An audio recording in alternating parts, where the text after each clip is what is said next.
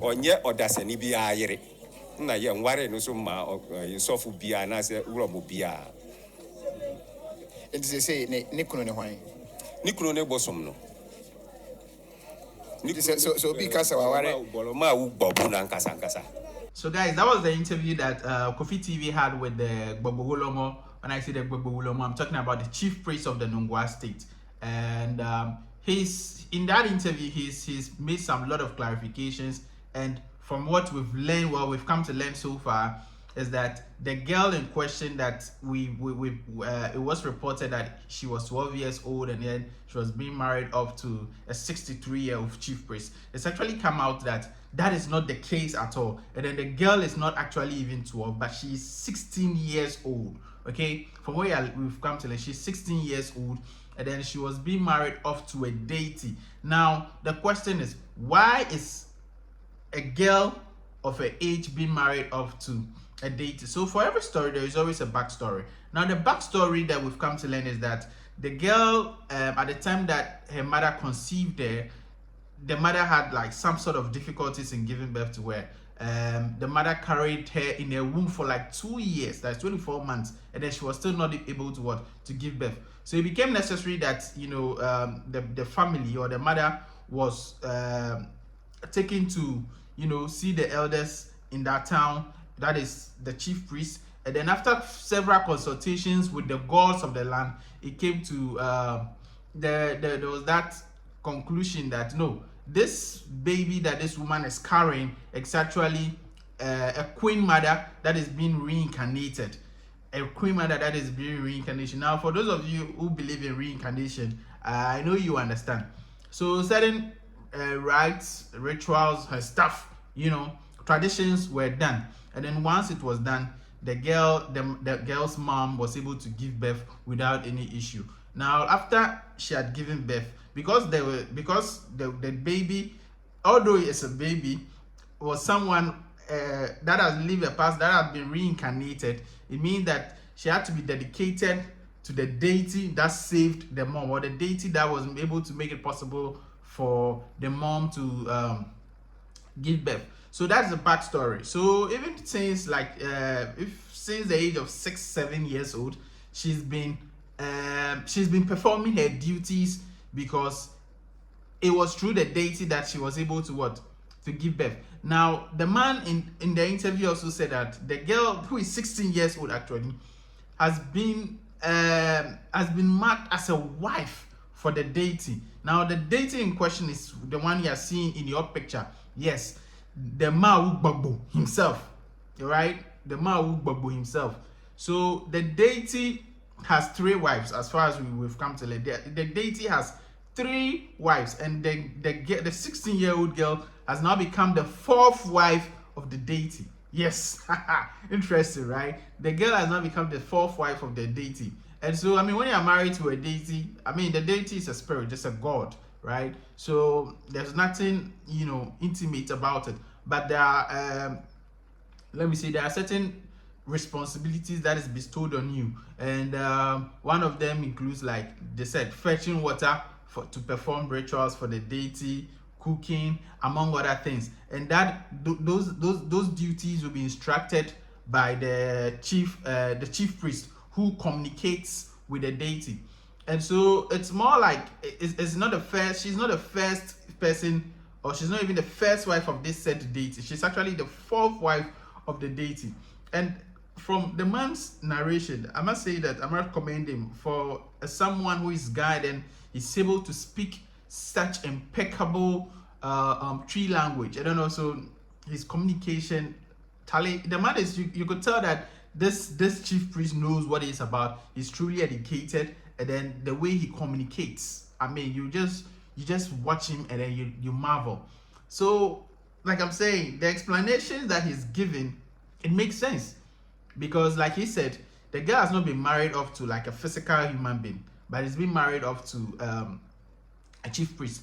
And in the explanation also, he stated that it was very necessary for them to perform that rite or that ceremony for the girl. The reason being that right from birth, right, she's not just an ordinary human being, who has been born, but a queen mother from a past life that has been reincarnated. And so if that ceremony was not done for her to be, go through it, and then let's say she's allowed to go about life, and then she gets intimate with another man, there are consequences that could actually, come. And when they sit down and then that happens, and then the man, whoever, first has something to do with it, that person will be facing the consequences. And then now the family of that person will now have to come and spend so much money for them to be able to avert. And when it comes to customs and traditions, I believe that these are things that you cannot play with, So it's like he said, it's very important. It was very, very important for them to have done that, because they didn't want a situation where somebody would go and do something with her, and then the person will be suffering the consequences. And like he said, the girl will grow up. She's now 16 years old. She'll grow, she'll be 18. Another rites will be performed. Then I think after that, per the instructions of the deity, after that, she would go off to be able to marry any normal human being, give birth. And he said this because the other 3 wives of the deity, right, they are married to like normal, regular human beings, and then they have kids and all that, living like a normal life and all that. So the girl would also grow up, and then would have the chance to be able to marry off. Would have the chance to be able to marry any man of her choosing, and then start her own family. But for now, she just has to go through that that process. So she just has to follow tradition, which I think it's normal.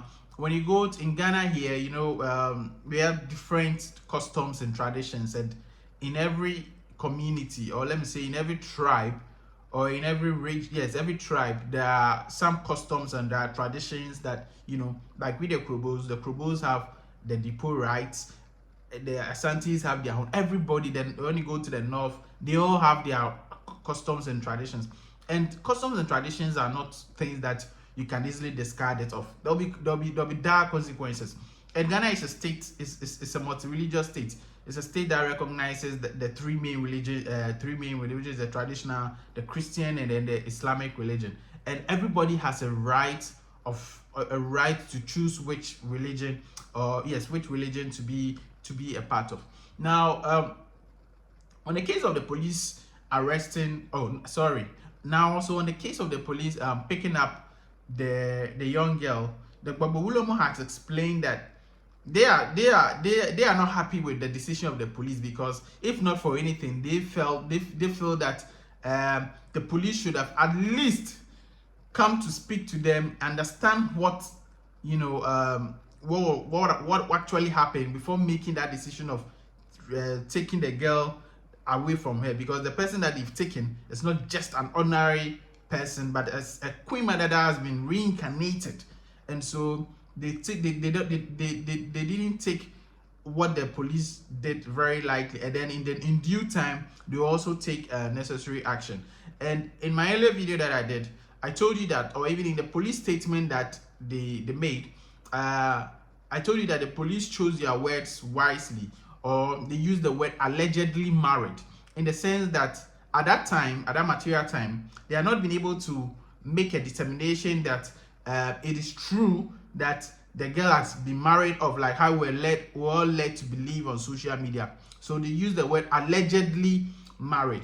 And the other reason why the police perhaps did not make any arrest, because they are now going to conduct investigations, and after their investigations, before they will make a decision. So for the majority of people on social media who are calling for the arrest of the chief priest, the Gbagbo Ulomo, that was why the police couldn't have arrested, because this is not an ordinary person. This is a chief priest of a whole state, and you wouldn't want to start a route, because people on social media, Ghanaians on social media, are calling on you to go and make an arrest. You go and make an arrest, go and do your investigation, and you come to realize, oh, you messed up. So that is it. And so we with this explanation, and I'm sure that the police also will be performing their own internal investigations, and then they'll come to the conclusion that indeed that ceremony that we're led to believe was a marriage has not that ceremony that we're led to believe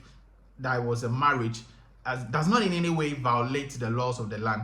land, because one, the girl is not being married off to any physical human being. It was just the chief priest, who was like more like the spokesperson of the gods, who was just leading the procession, or leading the whole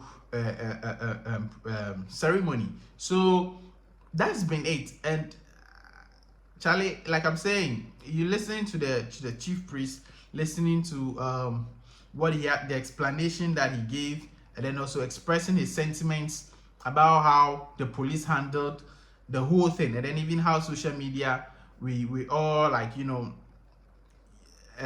chastise them and all of that. It then boils down to the conversation that when there is anything, sometimes we need to slow down in passing comments. We need to be more careful. We need to be we need to wait and then get all the necessary information before drawing any conclusions. So yes, the girl is 16 years old. Like I said, she's not been married to any physical human being like the chief priest. It's just the chief priest leading the ceremony. She's been married off to a deity, and then also I've shared a backstory as to why she was being married off to a deity. So I think it's exciting. There is now calm on social media. Everybody now watching the video and then knowing what happened, understand, you know, what's going on. All right, guys. So thanks for watching. My name is Chris Handler of ghbase.com.gh. For more entertainment news in Ghana, visit our website www.ghbase.com.gh. Thanks for watching. And hey, drop us a subscribe, give us a comment or a like on this video. Thanks. Bye.